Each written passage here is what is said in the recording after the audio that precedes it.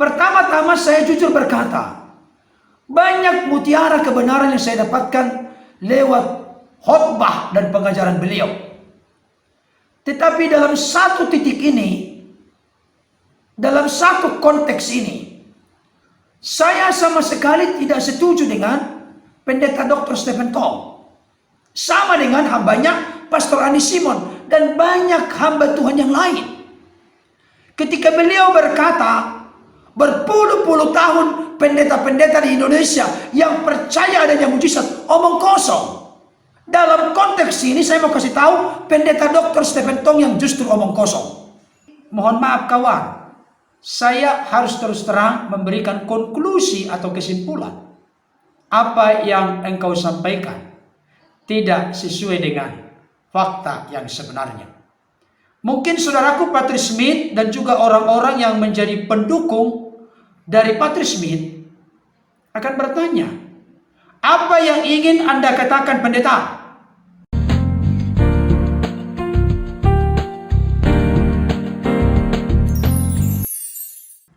Shalom, salam sejahtera dalam kasih Tuhan kita Yesus Kristus. Jumpa kembali dengan saya Pendeta Berton Nababan. Saya menyapa Bapak Ibu Saudara dimanapun berada. Apa kabarnya? Saya tetap berharap dan berdoa Bapak Ibu Saudara dalam keadaan sehat-sehat. Tentunya tetap semangat, tetap bersukacita. Mari kita andalkan Tuhan. Dan jangan lupa bersyukur kepadanya, sebab kita tahu Tuhan itu baik, bahwasanya untuk selama-lamanya kasih setianya.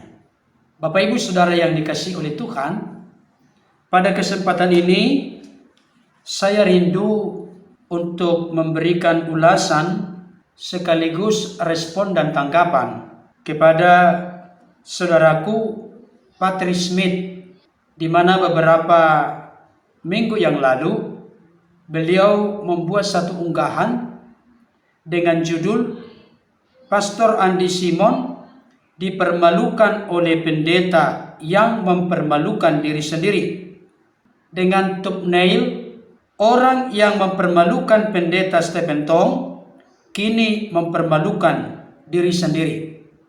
Saudara dikasihi Tuhan, judul dan thumbnail ini kalau kita perhatikan dengan cermat, maka arahnya tidak lain tidak bukan adalah kepada saya sendiri, Pendeta Berton Nababan.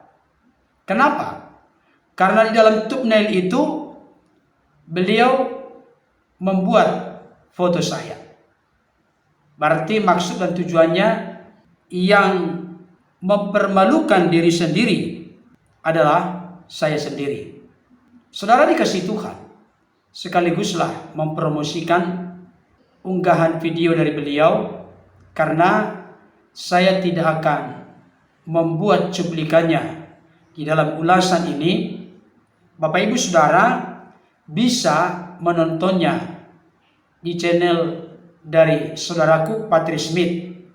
Kita berdoa supaya channelnya makin maju, makin berkembang, dan ke depan makin menyuguhkan hal-hal yang membangun, di mana kasih dan kebenaran menjadi sesuatu yang penting di dalam konten-kontennya.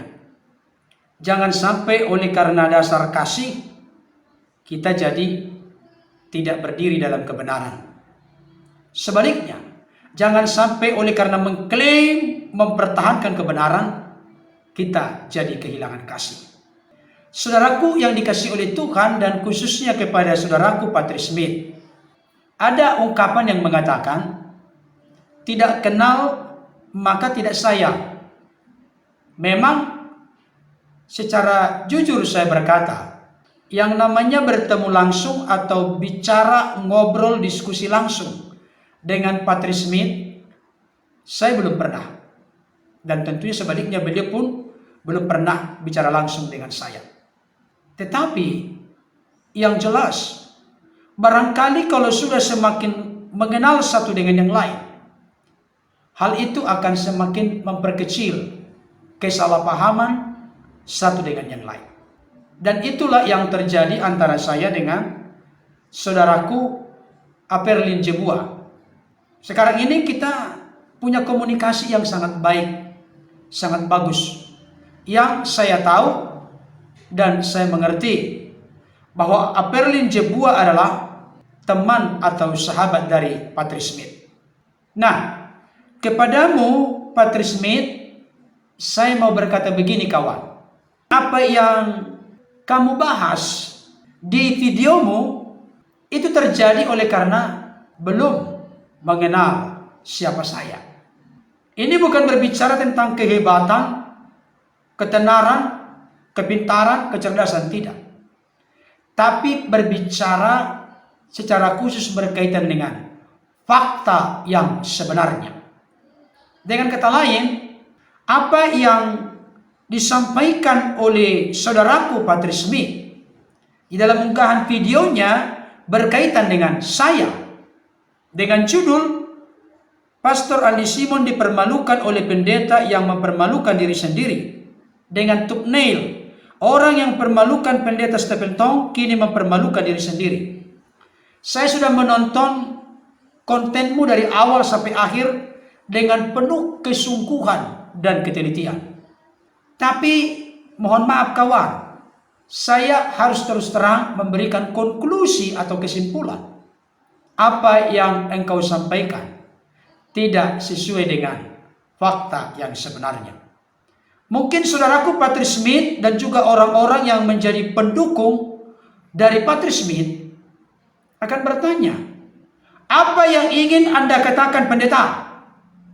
Begini kawan, saya mengikuti khotbah dan pengajaran dari hambanya, pendeta Dr. Stephen Tong, berkaitan dengan bagaimana mendidik anak, berkaitan dengan membangun karakter kerendahan hati. Ini bisa menjadi berkat bagi banyak orang kalau semakin disebarluaskan. Makanya dua judul khotbah dari hambanya, pendeta Dr. Stephen Tong, saya pertahankan. Tadinya nggak seberapa pengunjungnya.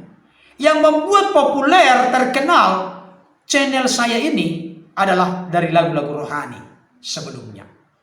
Saudaraku yang dikasihi oleh Tuhan, itulah pembelajaran berharga dalam per-YouTuber.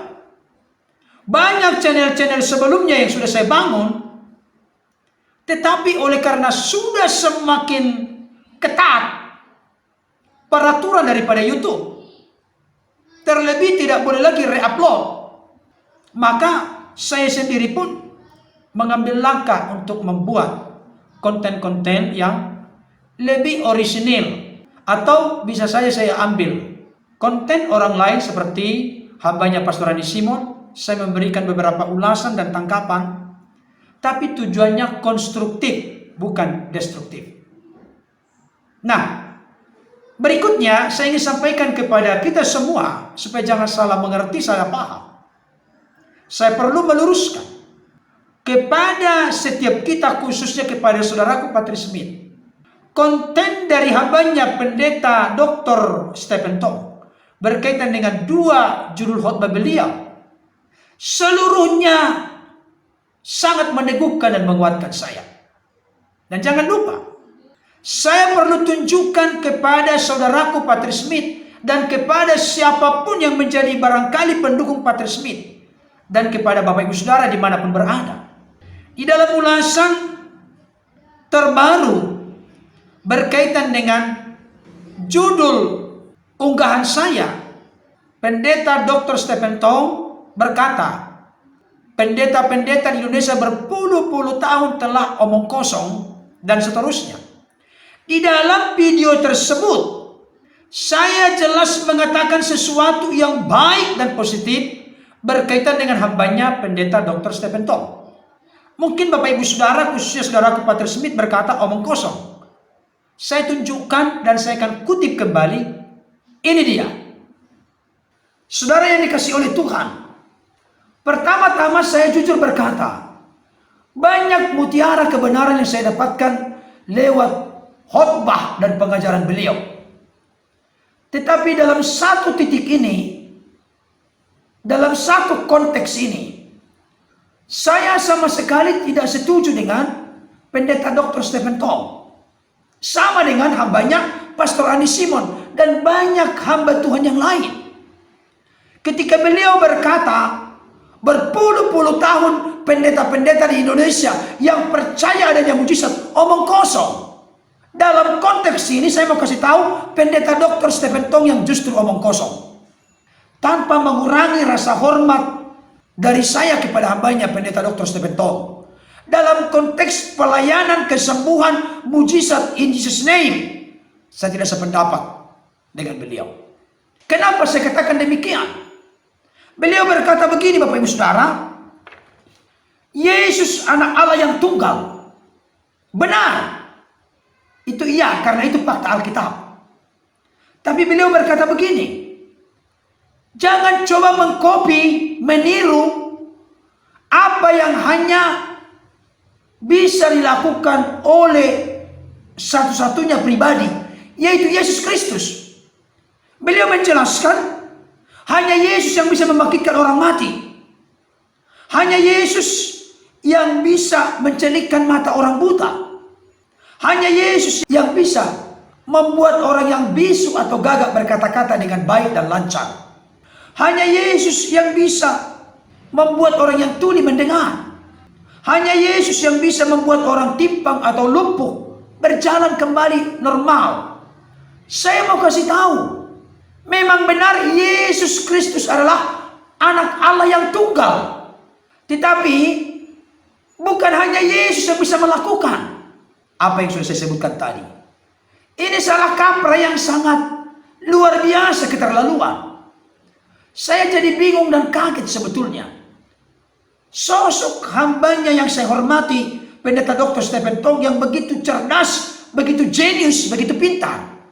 Tapi kenapa berkata demikian? Saudara yang dikasihi oleh Tuhan, saya melihat dalam konteks ini, hambanya pendeta Dr. Stephen Tong tidak sesuai dengan Alkitab. Saya harus berani mengatakan ini. Kenapa? Karena firman Tuhan berkata di dalam 1 Yohanes pasal 2 ayat yang ke-6, demikian bunyinya, barang siapa mengatakan bahwa ia ada di dalam Dia, maksudnya di dalam Allah, ia wajib hidup sama seperti Kristus telah hidup. Konteks kita hidup kudus, ya. Kita hidup rendah hati, ya. Masih banyak lagi contoh teladan yang ditinggalkan oleh Yesus. Itu tertera dan tertulis dalam kitab-kitab Injil. Tetapi bagaimana Yesus hidup? Yesus itu dalam konteks keberadaan sebagai manusia sangat bergantung kepada Bapaknya dalam kehidupan doa. Berarti kalau dikatakan ia wajib hidup sama seperti Kristus telah hidup, berarti kita juga harus hidup di dalam doa, bergantung kepada Bapa. Tetapi di sisi lain, apa yang diperintahkan oleh Yesus kepada kita, kepada murid-murid Kristus saat itu, kepada para rasul, termasuk kepada saudara dan saya, kepada kita semua. Yohanes 14 ayat 12 berkata demikian, aku berkata kepadamu, sesungguhnya barang siapa percaya kepadaku, ia akan melakukan juga pekerjaan-pekerjaan yang aku lakukan, bahkan pekerjaan-pekerjaan yang lebih besar daripada itu, sebab aku pergi kepada Bapa. Kepada hambanya Bapak Pendeta Stephen Tong yang saya hormati, ayat ini mau dikemanakan? Apa yang dilakukan oleh Yesus tidak boleh dilakukan oleh orang-orang percaya. Dari mana dasarnya berkata demikian? Ketika kita melakukan apa yang diperintahkan oleh Yesus, saya mau kasih tahu itu bukan penghujatan kepada Yesus. Bukan menggeser atau mengambil alih kekuasaan Yesus. Tidak. Karena kita bertindak, melakukan semuanya itu, berdoa, adanya mujizat, adanya keajaiban, adanya kesembuhan, memakai nama Yesus. Karena di dalam selanjutnya dikatakan, dan apa juga yang kamu minta dalam namaku, aku akan melakukannya supaya Bapa dipermuliakan di dalam Anak. Jika kamu meminta sesuatu kepadaku dalam namaku, aku akan melakukannya. Meminta kesembuhan, meminta keajaiban, meminta mujizat di dalam nama Yesus. Bahkan di sini dikatakan ayat 12, sesungguhnya barang siapa percaya kepadaku, barang siapa, termasuk para rasul, murid-murid Yesus zaman itu, termasuk saudara dan saya, kita semua yang percaya kepada Yesus, kita melakukan pekerjaan-pekerjaan yang Yesus lakukan, bahkan pekerjaan-pekerjaan yang lebih besar daripada itu. Ketika pendeta pendeta-pendeta yang percaya adanya mujizat, melakukan mujizat dalam nama Yesus, menyembuhkan dalam nama Yesus, menyatakan kuasa Allah dalam nama Yesus, itu bukan pendeta omong kosong. Dalam konteks ini yang saya lihat, hambanya pendeta Dr. Stephen Tong yang omong kosong, karena tidak lagi percaya adanya mujizat. Nah, pertanyaannya sekarang, pekerjaan-pekerjaan apa yang dilakukan oleh Yesus? Kita buktikan dari Alkitab, bukan dari apa kata orang, termasuk bukan dari apa kata pendeta Dr. Stephen Tong. Matius pasal 11, ayat yang kedua sampai ayat yang kelima, dikatakan demikian. Di dalam penjara Yohanes mendengar tentang pekerjaan Kristus. Ini pekerjaan Kristus. Tadi Yohanes 14 ayat 12 berkata, sesungguhnya barang siapa percaya kepadaku, ia akan melakukan pekerjaan-pekerjaan yang aku lakukan. Ini dikatakan pekerjaan Kristus. Ayat 3. Lalu menyuruh murid-muridnya bertanya kepadanya, engkaukah yang akan datang itu atau haruskah kami menantikan orang lain? Yesus menjawab mereka, pergilah dan katakanlah kepada Yohanes apa yang kamu dengar dan kamu lihat. Apa itu? Pekerjaan yang dilakukan oleh Yesus. Orang buta melihat, orang lumpuh berjalan, orang kusta menjadi tahir, orang tuli mendengar, orang mati dibangkitkan, dan kepada orang miskin diberitakan kabar baik. Ini pekerjaan-pekerjaan yang dilakukan oleh Yesus selama 3,5 tahun di dunia ini dalam konteks pelayanannya. Saudara dikasih oleh Tuhan. Yesus berkata, sesungguhnya barang siapa percaya kepadaku, ia akan melakukan pekerjaan-pekerjaan yang aku lakukan, bahkan pekerjaan-pekerjaan yang lebih besar daripada itu, sebab aku pergi kepada Bapa, kata Yesus. Berarti proyek amanat agung dipercayakan oleh Yesus kepada para rasul, para murid saat itu, dan tentunya kepada saudara dan saya sebagai pastor, sebagai pendeta. Tidak semua kita dipanggil sebagai pendeta, tapi semua kita dipanggil menjadi pelita. Apalagi kalau kita baca nanti Markus 16 ayat 15 sampai 20. Paling tidak saya temukan seperti yang disampaikan oleh hambanya Pastor Rani Simon, ada 3 jenis amanat agung di sana. Yang pertama, kabar baik yang menyelamatkan. Yang kedua, kabar baik yang melepaskan dari ikatan iblis, setan, kuasa kegelapan. Yang ketiga, kabar baik yang menyembuhkan, memulihkan. Amin, saudaraku. Tanda-tanda itu menyertai orang-orang percaya.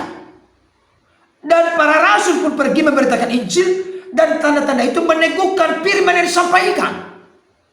Jadi kalau hambanya pendeta Dr. Stephen Tong berkata, jangan mengkopi, meniru apa yang diperbuat oleh Yesus, apa yang dikatakan oleh Yesus. Saya mau kasih tahu, memang kita tidak mungkin melakukan pekerjaan menjadi juru selamat. Karena hanya Yesus satu-satunya jalan kebenaran dan hidup, juru selamat bagi manusia yang berdosa. Tidak ada yang lain. Tapi pekerjaan-pekerjaan lain yang dilakukan oleh Yesus, itu bisa kita lakukan. Bukan menghujat Yesus, bukan menggeser kekuasaan kedudukan Yesus, tidak. Tapi justru melakukan apa yang diperintahkan oleh Yesus. Buktinya, para rasul melakukannya. Petrus misalnya, dipakai oleh Tuhan untuk menyembuhkan seorang lumpuh umur 40 tahun yang tiap-tiap hari diletakkan di dekat pintu gerbang bait Allah. Petrus berkata begini, lihat kepada kami, emas dan perak tidak aku punya, tetapi apa yang kupunyai kuberikan kepadamu. Demi nama Yesus orang Nazaret itu, berjalanlah. Apa yang dipunyai oleh Petrus? Kuasa nama Yesus. Jadi kalau tadi hambanya pendeta Dr. Stephen Tong berkata, Yesus punya kuasa besar, yes. Tapi kuasa itu diberikan kepada kita. Kuasa sebagai anak-anak Allah, kuasa Roh Kudus. Kisah Para Rasul 1:8. Tetapi kamu akan menerima kuasa kalau Roh Kudus turun atas kamu, dan kami akan menjadi saksiku di Yerusalem, di seluruh Yudea dan Samaria, dan sampai ke ujung bumi. Jadi kalau pendeta Dr. Stephen Tong tidak percaya ada kuasa dalam dirinya, jangan menularkan ketidakpercayaan itu kepada orang lain. Buktinya kita diberi kuasa sebagai anak-anak Allah. Sebagai anak Allah bukan main-main. Sebagai anak Allah punya power, punya otoritas, punya kuasa oleh karena Kristus, di dalam Kristus. Kita punya kuasa karena Roh Kudus telah tinggal dalam diri kita. Amin, saudaraku. Bahkan Petrus lewat bayangannya, orang-orang kerasukan setan, orang-orang yang sakit disembuhkan. Bukan hanya itu, Paulus juga pernah membangkitkan seorang yang sudah mati. Dari Kisah Rasul 20, kita lihat dulu. Ayat yang ke-9 sampai 10. Dikatakan demikian. Seorang muda bernama Eutikus duduk di jendela. Karena Paulus amat lama berbicara, orang muda itu tidak dapat menahan kantuknya. Akhirnya ia tertidur lelap dan jatuh dari tingkat ketiga ke bawah. Ketika ia diangkat orang, ia sudah mati. Eutikus sudah mati. Tetapi Paulus turun ke bawah. Ia merebahkan diri ke atas orang muda itu, mendekatnya dan berkata, "Jangan ribut sebab dia masih hidup." Saudaraku, keajaiban terjadi oleh kehendak Allah dalam Kristus. Eutikus bangkit, hidup kembali dari kematian. Dan bukan hanya itu, di dalam perjanjian lama pun seorang bernama Elia dipakai oleh Tuhan untuk membangkitkan seorang anak yang mati. Bukan berarti Elia dan Paulus lebih hebat dari Yesus, tidak. Otoritas yang dipakai oleh Elia adalah kuasa Allah. Otoritas yang dipakai Paulus adalah kuasa Allah. Kuasa Allah dalam Kristus. Yesus memang dari dirinya sendiri, dia berkata kepada Lazarus yang sudah 4 hari dalam kubur dan sudah berbau busuk, "Lazarus, keluarlah." Memang kita tidak pernah lebih hebat dari Yesus. Kita menyembuhkan di dalam nama Yesus. Oleh kuasa Roh Allah kita mengusir setan Beelzebul, kuasa-kuasa kegelapan, iblis dan lain sebagainya. Saudara dikasih oleh Tuhan. Jadi kuasa Tuhan itu berlaku bagi para rasul, nyata terbukti bagi para rasul, termasuk bagi orang-orang percaya sampai saat ini, sampai detik ini. Karena apa? Karena Yesus Kristus tidak pernah berubah, dahulu, sekarang, sampai selama-lamanya. Amin, saudaraku. Jadi saya mau kasih tahu dalam konteks ini, tanpa mengurangi rasa hormat saya kepada hambanya Pendeta Dr. Stephen Tong. Dalam hal ini, Bapak yang omong kosong, bukan pendeta-pendeta di Indonesia yang percaya mujizat yang omong kosong berpuluh-puluh tahun.